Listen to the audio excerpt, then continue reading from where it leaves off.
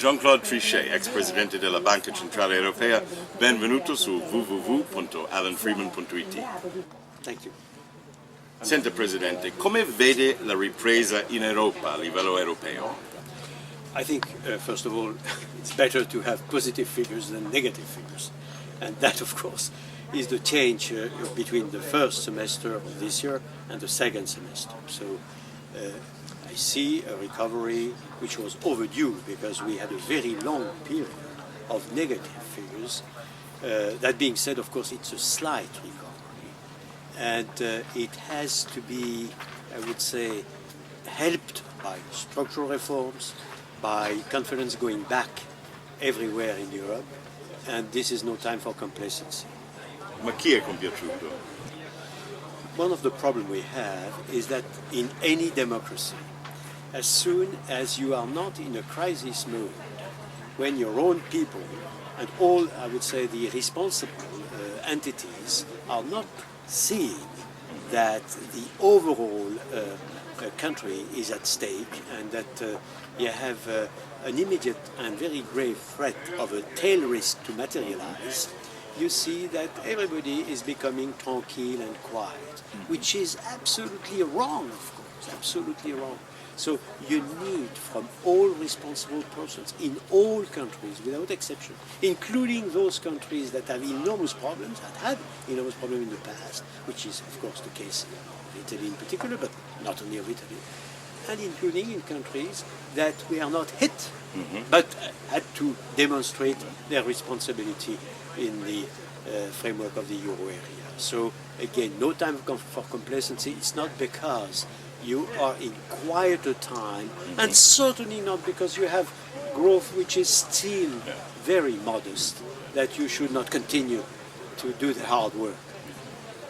Ma parlando di crescita, l'Italia avrà una ripresa piccola, forse 0,4% a fine anno, l'anno prossimo. Ma come vede l'economia italiana? There is a paradox in Italy which is very, very difficult to elucidate. You have a fantastic human resource. You have a number of entrepreneurs that are vibrant. And I could have the demonstration here this morning of this vibrancy. And at the same time, growth is miserable, not now, but since a number of years. And productivity is miserable. And labor productivity growth is miserable. So my understanding is that you have, on the one hand, a fantastic, I would say, potential, and on the other hand, structural impediments that are equally fantastic. And that, this is those structural impediments that have to be coped with through structural reforms. Ma quando si parla di riforme strutturali, generalmente si parla di pensioni, lavoro.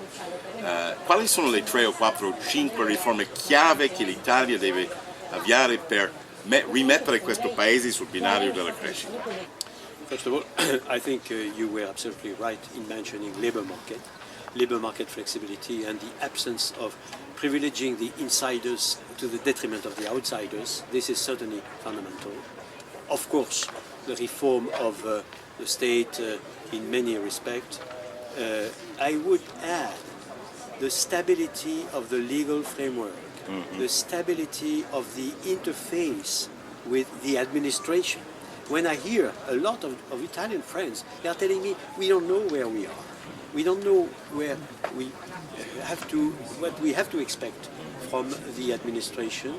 It can change from here to there, and this is a disgrace, of course.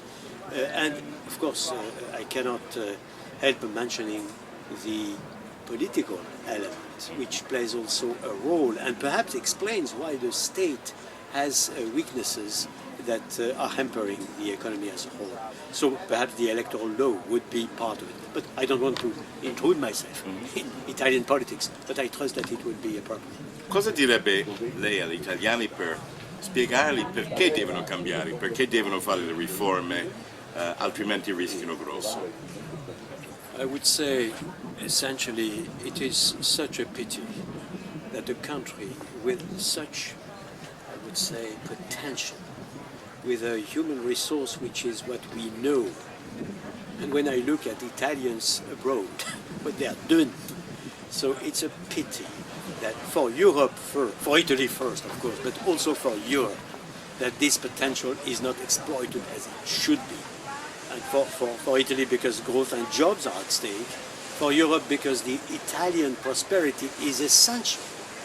And I would say essential economically and politically. And for the entire world, because again, Italy is a major advanced economy and has a major stake in Europe, which is itself one of the two major advanced economies. So I hope I can be a little bit convincing, Alan. I'm not sure. Quindi il suo messaggio per il governo Letta o anche per il prossimo governo qual è? Structural reform in all domains.